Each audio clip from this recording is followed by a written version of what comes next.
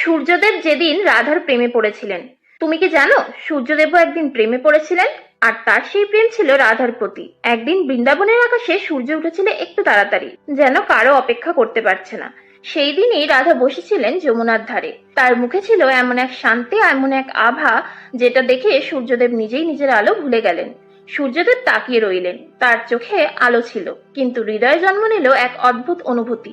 রাধার চোখে তিনি দেখলেন প্রেম, ত্যাগ আর ভক্তির গভীরতা, যেটা কোনো দেবতাই আগে বোঝেনি। সেই মুহূর্তে সূর্যদেব বুঝলেন, আলো তো আমি ছড়াই, কিন্তু প্রেমের আলো সেটা রাধার। বলা হয় সেই দিন সূর্যদেব নিজের রথ থামিয়ে দিলেন বৃন্দাবনের আকাশে। দেবতারা অবাক হয়ে দেখলেন রাধার মুখে সূর্যের আলো পড়ছে না, কারণ সূর্যদেব নিজেই তাকে প্রণাম করছিলেন। আজও সূর্য ওঠে, আলো ছড়ায়, দিন শুরু হয়, কিন্তু ভোরের প্রথম আলো যখন রাধা কুণ্ডে পড়ে, বলা হয় সেটা সূর্যদেবের প্রণাম রাধার প্রতি।